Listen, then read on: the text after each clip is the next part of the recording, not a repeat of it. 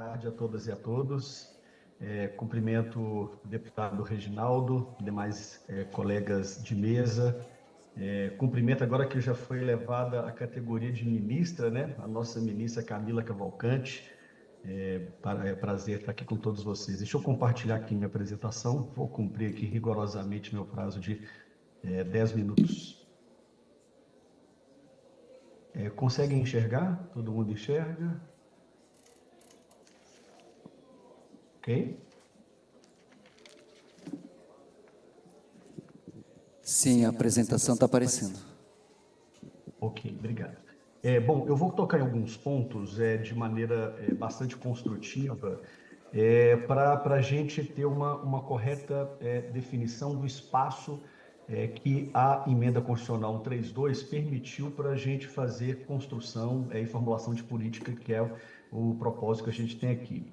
E aí o primeiro ponto que eu coloco para vocês é que a gente tem que fazer uma definição correta do que é operações. Eu acho que algumas das discussões que foram trazidas para a mesa estão relacionadas a isso. Ou seja, quando a gente diz que a lei complementar definirá as operações beneficiadas com redução de 60%, ou que a lei complementar, e aí mesma coisa no parágrafo 1º e mesma coisa no parágrafo 12 do artigo 9º, a gente tem que definir o que é operações. E aí isso remete a uma discussão que é aquela discussão que também já foi trazida nessa mesa de hoje, que é essa relação entre conceitos de direito tributário e conceitos de direito privado.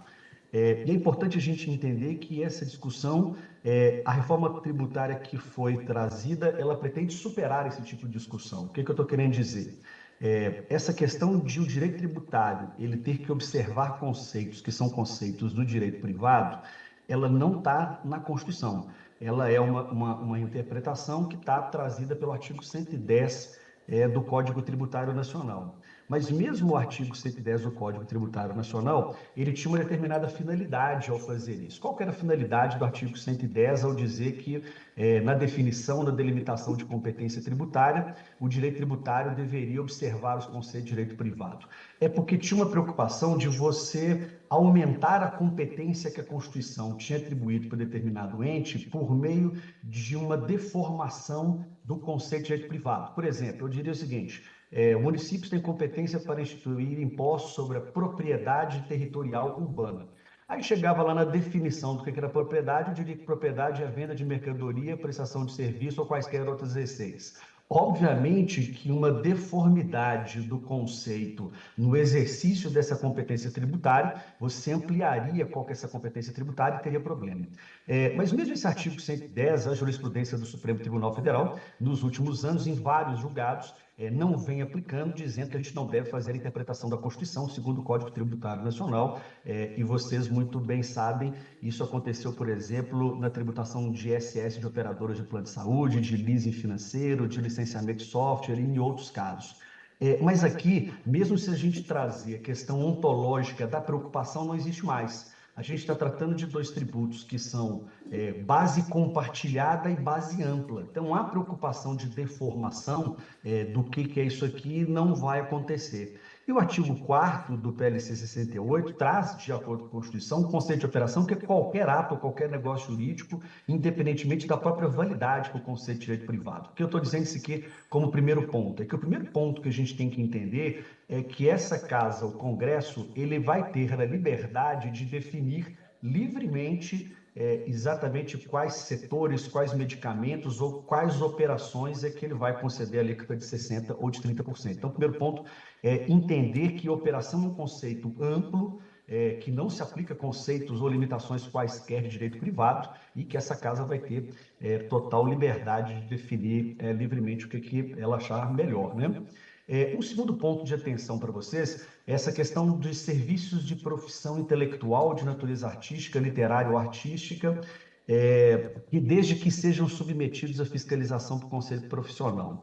O primeiro ponto, eu ouvi em uma das apresentações, não de hoje, mas de ontem, alguém, quando a gente está tratando do conceito para fins de incidência tributária, que a gente deveria respeitar o conceito de serviço, que é o conceito atual do ISS, de alguma interpretação do Supremo Tribunal Federal. Não.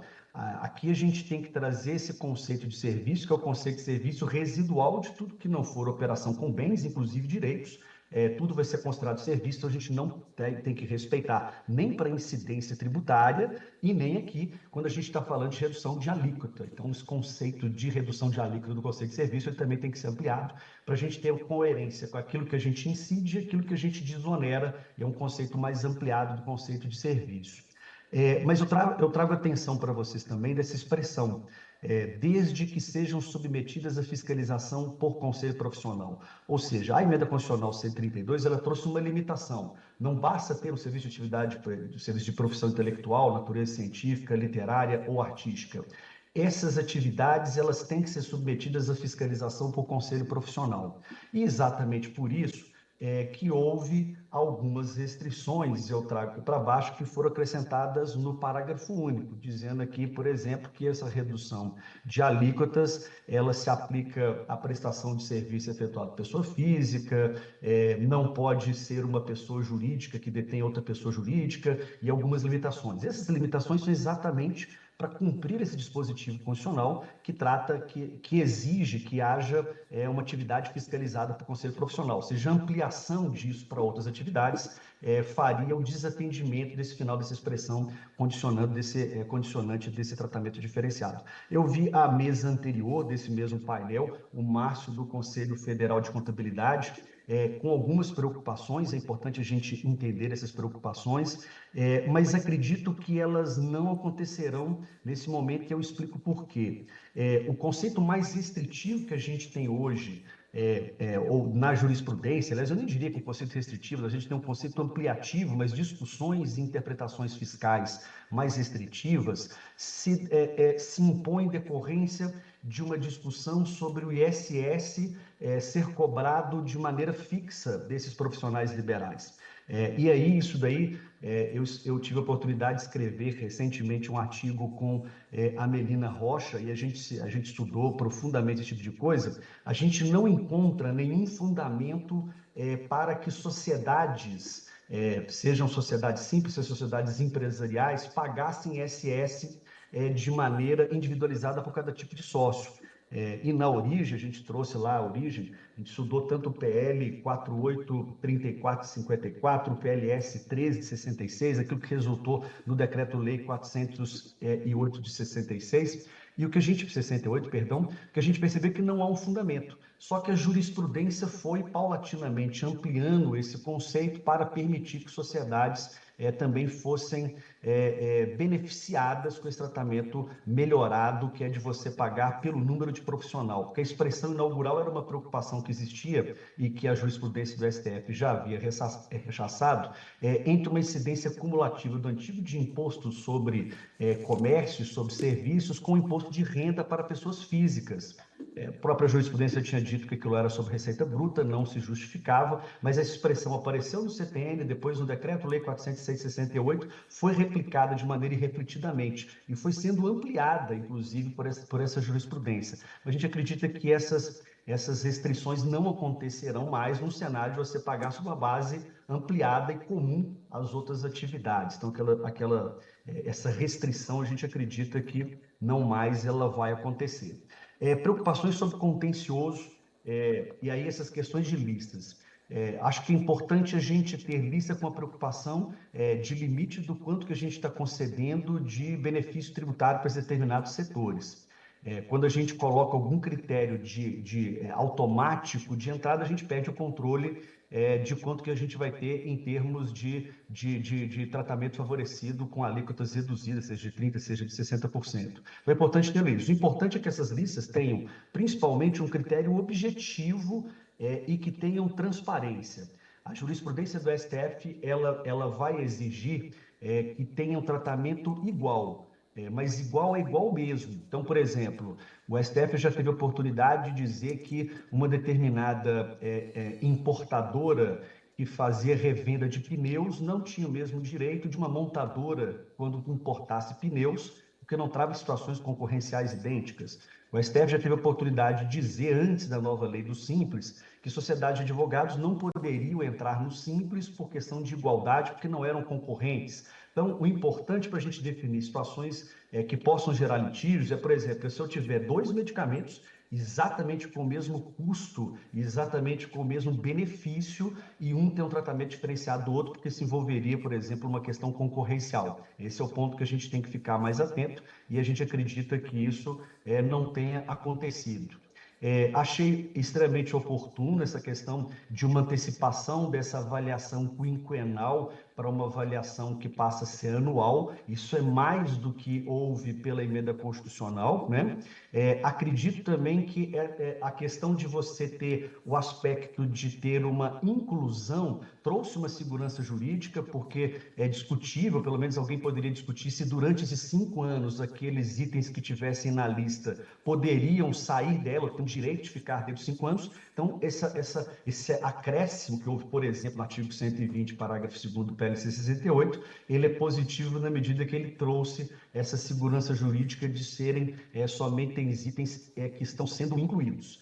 E a gente acredita também que isso pode trazer alguma coisa de inovação para o meio, e aí eu divirjo respeitosamente de quem entende de maneira contrária, porque quando a gente traz que para a inclusão anual eu tenho que ter medicamentos novos, novos produtos vão querer ser lançados para exatamente ter esse tratamento mais favorecido que está sendo permitido por aqui. Acho que tem um ganho de perspectivas em termos de inovação.